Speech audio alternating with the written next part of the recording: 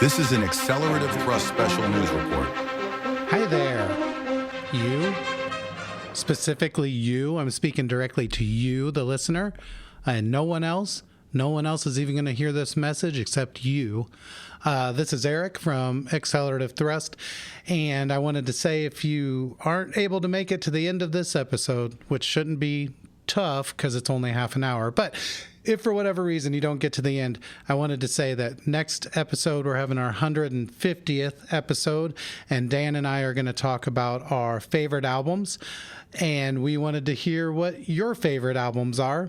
So we were hoping that you would send us a voice memo or a message saying what your favorite album is, or some honorable mentions, or just a list of your favorite albums, and we'll go ahead and either play your recording on the show or read off what you send us. Anyway, you can send that to accelerativ.thrust@gmail.com. There's no E on Accelerativ. Or you could send it, I don't know, Facebook Messenger, Instagram, whatever. But yeah, we just wanted to hear from you. I guess that's it. Back to the regularly scheduled nonsense. Excuse my awkward silence, but you know what? Enough screwing around. We need to get to work. Holy shit. So let's get right into it. How everybody is kind of submerging themselves in this AI, artificial intelligence? Yeah. Mm-hmm. I figured out the recipe, the secret.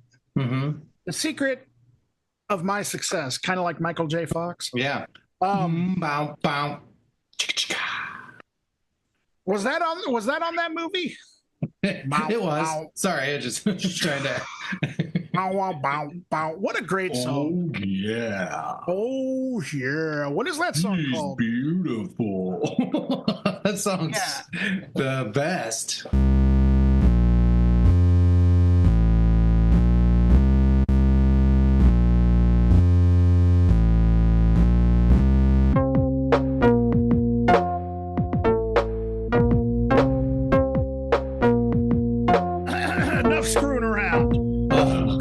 Citizens of Earth, welcome to Accelerativ Thrust. I am Dan. Whoa, we're doing that. I am Erik. Wait, no, that was Yosemite Sam. That's a different voice. Oh, God dang it, varmint.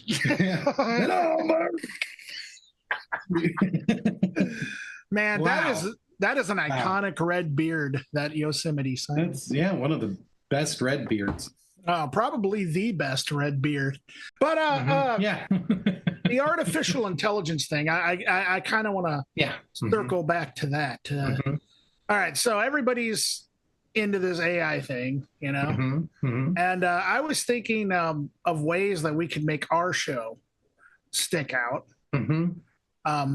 if it doesn't already.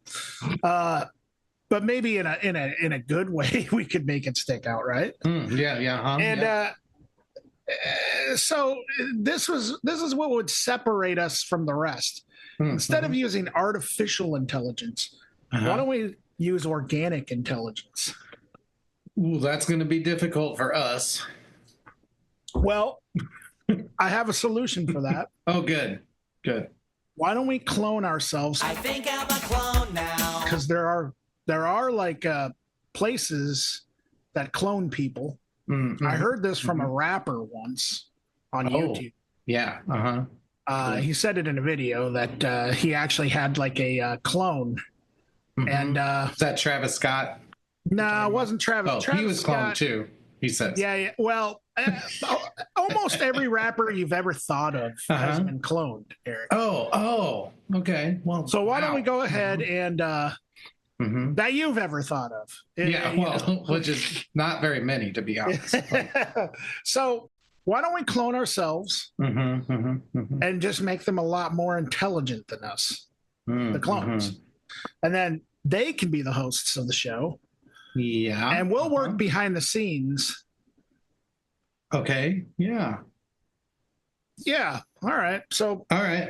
Like what? Starting now? Yeah. Well, we got to. Didn't we already do this? I'm feeling a bit of deja vu here. Did we already clone ourselves? Oh, no, we already let AI do a show. That's right. So we need to let organic intelligence do a show now. Yeah. Like real intelligence. All right, so so we're scholars now.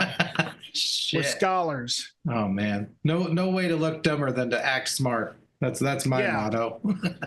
That's a great motto to live by. Yep. That's why I just act stupid as shit all the time. Because in that way they'll be like, oh, he's acting stupid, so he must be smart. No one's figured that one out yet. They just think I'm stupid. But at some point they're going to. See, you're ahead of the game, Eric. That's what I. That's the one. Yeah. Not only you're ahead of yourself, man. Yeah, I don't even know what I'm doing. Yeah. You're looking into the future.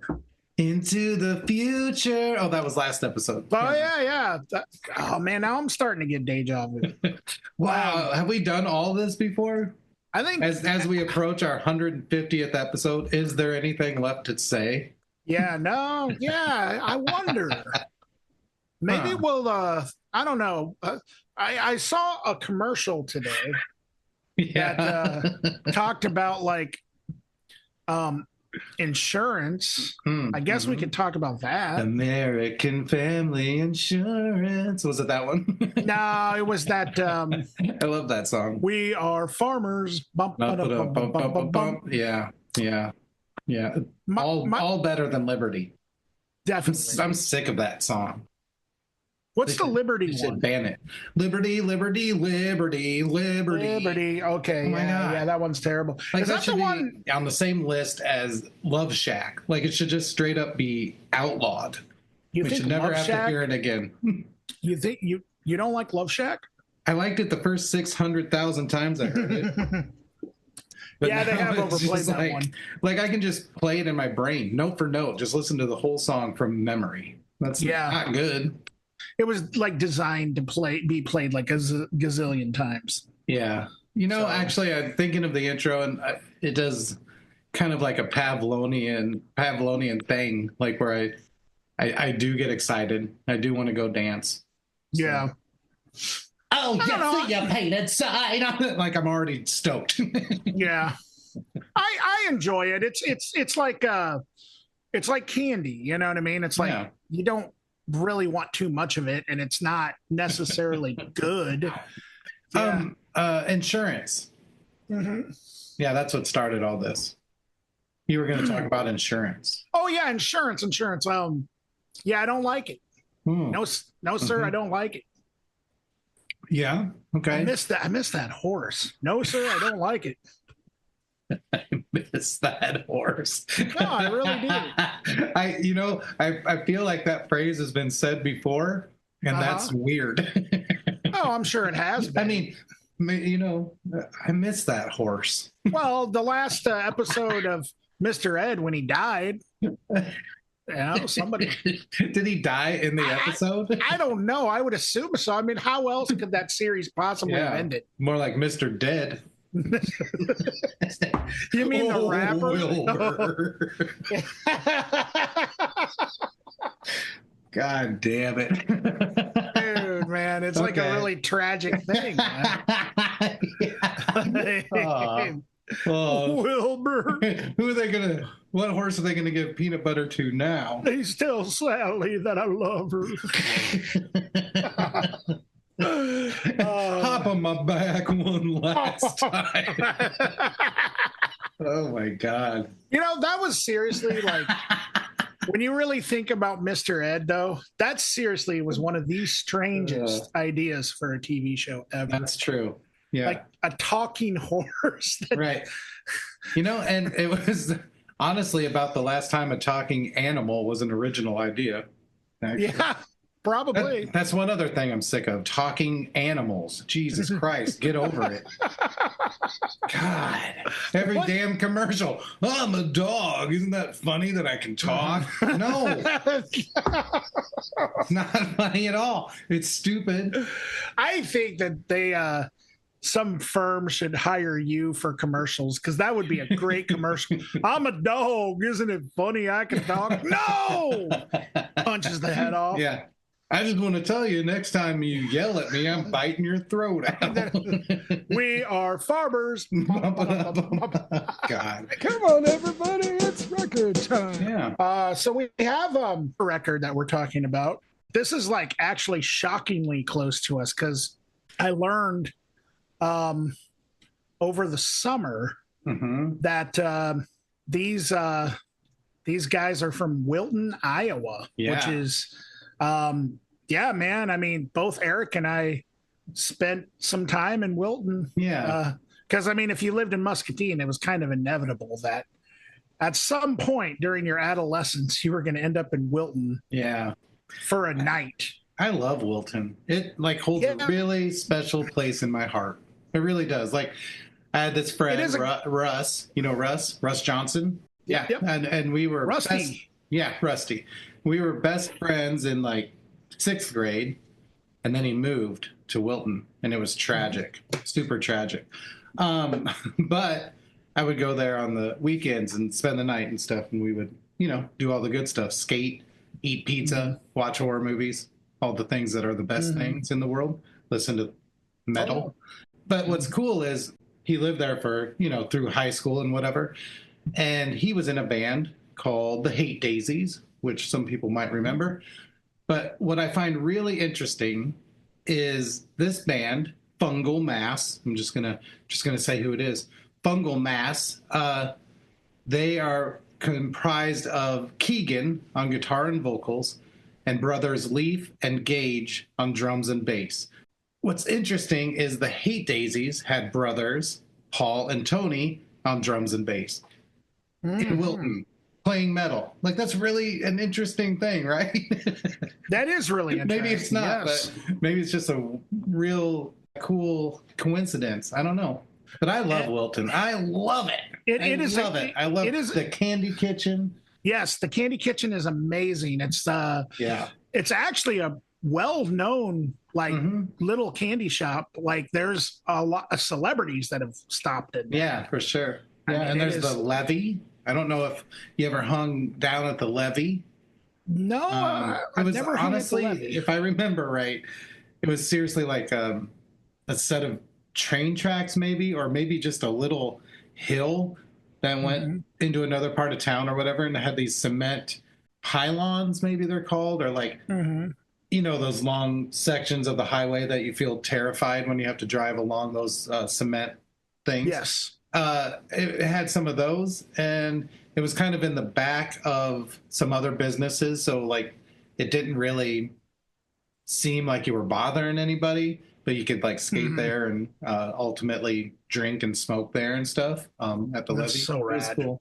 I wish I lived in Wilton. I really do.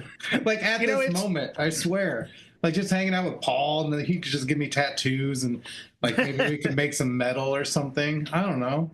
There's a great cafe too, simply called the Wilton Cafe, and it's it's diner food, but it's done really well, and it's a great place to go get breakfast in the morning or something. Yeah, just for the record, we're not on the payroll. Wilton is not paying us to talk about this. No. I found out that they were from Wilton actually from watching an episode of Music with Mason. Which is a podcast that this dude does where he interviews local bands. Yeah, and he great. He was in it. It's fantastic. Shout out to Music with Mason. Check him out on Instagram. Yep. At Music, I believe it's Music with Mason IA. So Iowa. He interviewed Fungal Mass among all the other bands that played the Midwest Metal Fest last summer. That's where I learned they were from Wilton. And immediately I was just like, whoa. Yeah. So this EP is fantastic. It's called Psychedelic Poison. Yes. Yeah, it just came out. And I'll tell you what, man. What a name. I really like that name. Psychedelic Poison. And I think it fits in with kind of what they're doing too. There's man, this is just seriously, once again, man, I feel like the younger generation of metal metalheads that are playing music right now are just they're killing it because they're paying serious homage to, you know, like 80s, 90s thrash. Yeah. But there are things in it that's really pushing the genre forward. For sure. That's what I noticed too. Yeah. Yeah, it's not just like a throwback. They are paying homage to thrash, but they're serious about it. And you can tell they've immersed themselves in it. Like there's so many elements from like just traditional thrash, so many elements, but not taken or stolen or ripped off, but just understood and used, you know. But yeah, a couple things that I found to be different. The vocals are quite a bit more guttural than almost all the old thrash. And here's the thing, I don't think in the late 80s, mid to late 80s, there was a specific thrash voice, but a lot of it incorporated kind of higher singing, you know, higher pitch singing and maybe some shrieking, I guess. But this is really guttural. Like it's like of the time, maybe like Sodom or like Entombed. But honestly, what it reminded me of, and this is I hope this doesn't offend anyone, but I'm just not well versed in this kind of music. But the first thing that came to my mind was like Lamb of God. You know? I could see that. And so I don't even know what kind of music that is. Metalcore? I have no idea. But it was different. It was like more like a hardcore, guttural kind of approach to the vocals. Well, and that's one thing I've noticed. I think one of the reasons and one of the ways that the genre of thrash metal in general is being pushed forward or evolving is because the younger generation is getting a hold of the classics, like, I don't know, something like Master of Puppets, you know? But this whole time, they've also been listening to like Lamb of God and Power Trip, I think is a really good example of something like that. Where that's a band that came out, you know, like in the past, I don't know, 10, 15 years. But there was like a hardcore element to it that is like, these bands are not afraid to throw in the influence of hardcore. For sure. You know, there isn't like clear separation between like, you know, like you always hear kind of the stories of, you know, back in the 80s when everything was kind of separated, you know, like Metallica was over in this corner. And then, I don't know, Suicidal Tendencies was over in this corner. You know what I mean? Like, yeah, where they were even splitting up the already fractured genres. Exactly. Like, this is thrash, but this is skate thrash. You know, or like even like crossover seemed a little, I don't know, ridiculous to separate from. Yeah, absolutely. Because I don't know, because that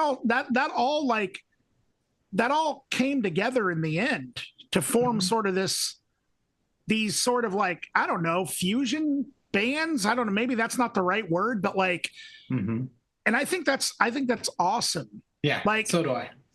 This EP, it has like the urgency and the energy of like early Metallica or Megadeth or like you said, the big four, Slayer, and Anthrax, you know, and stuff like that. But it, you know, it also has like sort of an experimental, like a slight experimental edge to it that puts me in mind of like something like Voivod. And I say this, right? I say all this because I don't view this as like a throwback band or anything like that, but it's paying homage to that. And then you mentioned Lamb of God, which totally makes sense, Erik.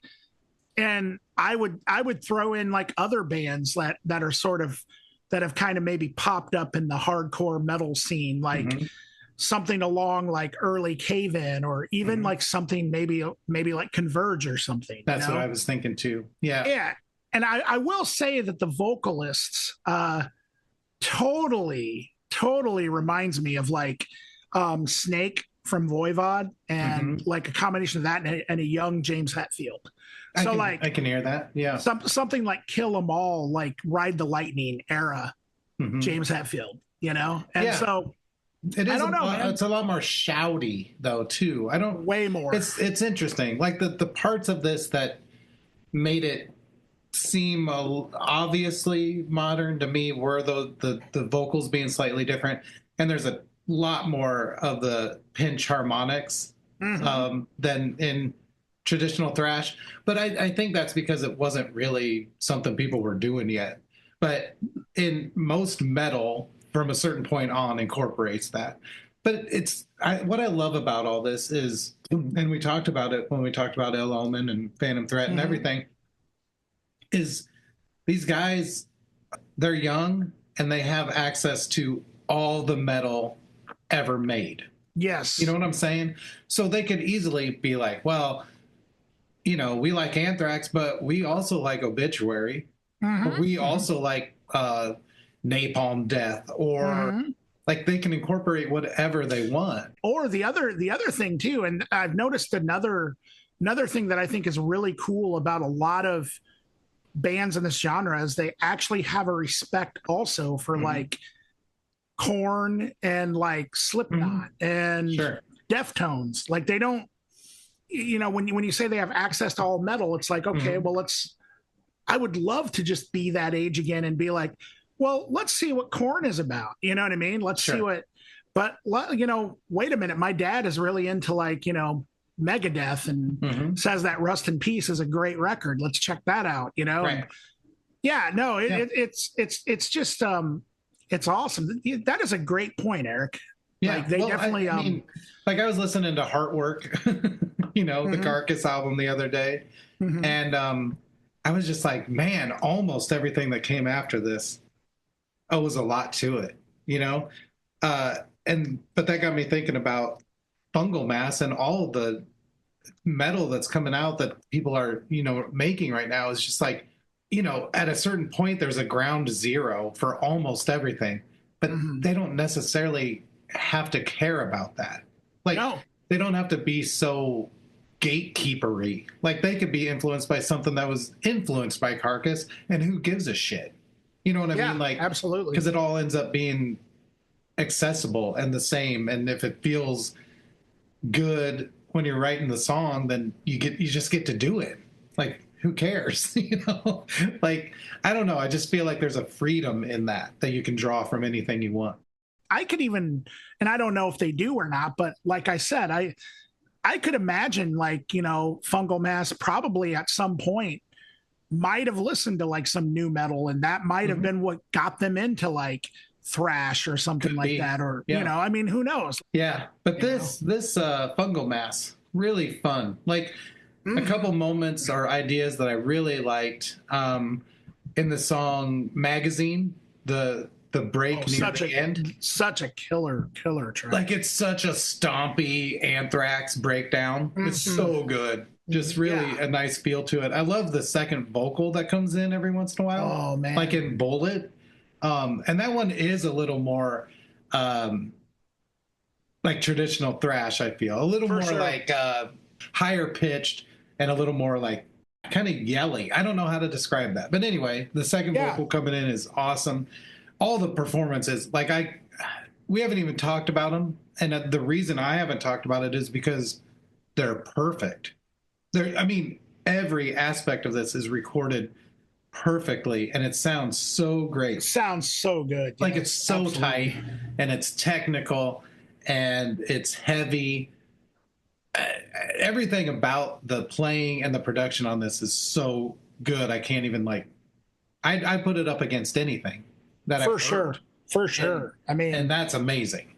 Like, the playing, the guitar tones, especially the real chuggy rhythm guitar. That tone is, like, for me, very much like Anthrax or Slayer. Like, I just think they nailed that aspect of the tone. The drums are obviously just perfect. And oh man, my favorite part though of the drums is like when they get into some of the breakdowns and it's just like full on open hi-hat. It's so intense. Another thing I like is the solo in Junkyard, the last song, is like very Rocky George of Suicidal, like super.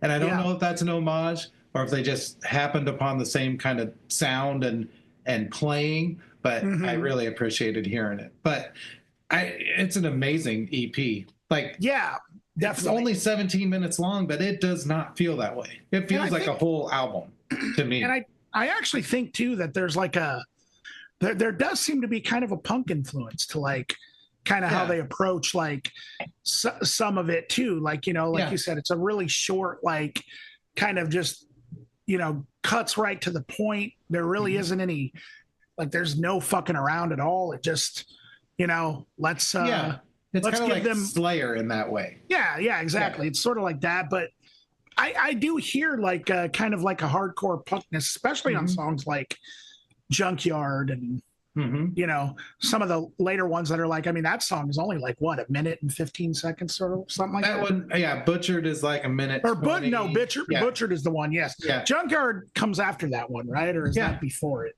Because then there's that the last song. Then there's the title track, which is killer. Like it is. Oh man, no, I'm 100% behind you on that, Erik, with the guitar tones.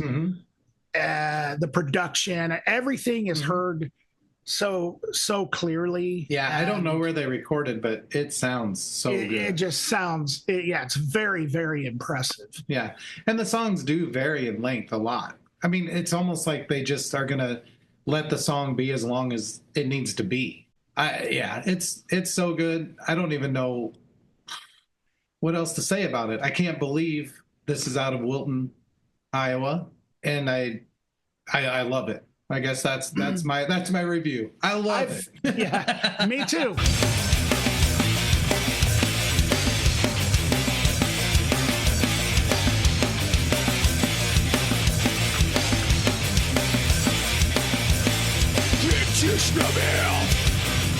Changing my mind, thoughts now drift. I cannot escape, running out of panic. Judging up and down, everything's so dark. Jumping out my eyes.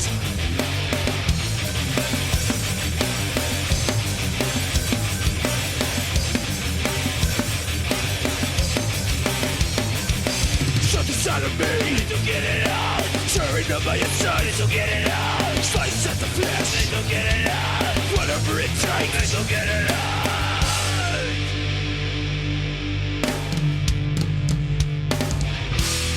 Psychedelic poison. Watch it. Take your mind. Feel it. It's your life. Psychedelic poison. So Fungal Mass. Very good stuff. Psychedelic Poison. What have you been listening to this week? So this week I've been listening to Fax, the band Fax. You ever heard them? No, I haven't. I may have mentioned them last week. I don't remember, but Fax, F-A-C-S. They're actually going to be playing up at the Rostox in Rock Island one of these days. And they're like this sort of like, I think you would love them, Erik. They're like, they're kind of like a noise rock with some industrial elements. And they do it in such a way that I think is very unique. I've been listening to a lot of Depeche Mode this week. Cool. I know I've mentioned this band before, but I continue listening to them a lot. Laurel Meets the Obsolete. Yeah. Love that band. And honestly, that's kind of about it. Nice. I worked on a song with my friend Ben Driscoll, and I feel like it ended up sort of having some Femmes vibes to it. Oh, sweet. And so I've been on a real violent Femmes kick. Let's see. Lysergic Suicide has a new album out, which was really fun. Yes. Yeah, that came up in my recommendations, actually. It's pretty good. I like it. A project called Julie Christmas, which I don't have much information about. The record's called Ridiculous and Full of Blood. Pretty good. What's that like? It's It's pretty intense stuff. I would say kind of like King Woman. Oh, okay. Sure. Kind of like that. I listened to Butchered at Birth by Cannibal Corpse. I don't know why. New Painkiller album. There's a new Painkiller album? It's called The Equinox. Pretty good. Laswell, Really? Zorn, and Mick Harris. Pretty sweet. So wow. That's But mostly the Femmes. Got to be honest. Mostly Femmes. All right. So also for those of you who have not been keeping track, and that includes us both, it is going to be the 150th episode of Accelerativ Thrust. That is such a milestone, Erik. Can't believe it. I can't believe it either. It's a lot. So Erik and I are going to be talking about the album that has affected us the most, or you could call it our favorite album of all time. Oh, man. This is going to be hard. Maybe not even necessarily that. Oof. Yeah, it is going to be so hard. Needless to say, there's going to be each of us are going to have 150 honorable mentions. Right. Yeah. We could do that. Yeah. Because, we could easily do that. I bet I could name off 50 albums. If I just read through them, I bet that would only take 1 minute. Oh, I could. Yeah. So. And just not talk about them, just read the names. Yeah, hell yeah. Right? Maybe. Totally. We'll see how that works out. We'll see what happens. But yeah, we were also thinking we would like to hear your favorite album. So we can share it. We want to know what you think. So we were thinking if you could send us a voice memo over email or on Messenger, on Instagram, or whatever, we'll just put that into the show, and y'all can hear each other say what your favorite albums is. What your favorite albums. I can't talk at all now. Want to take over? You want to take over, Dan, while my mouth learns to work again? I could try. Yeah. So yeah, friends, enemy, Chuck Moore of the show.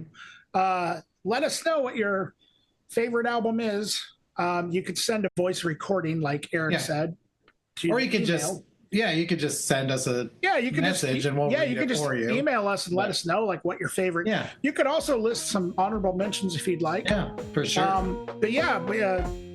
We'll feature it on the show on the 150th episode. So you got homework. All right. Yes, let us know. Bye. Bye.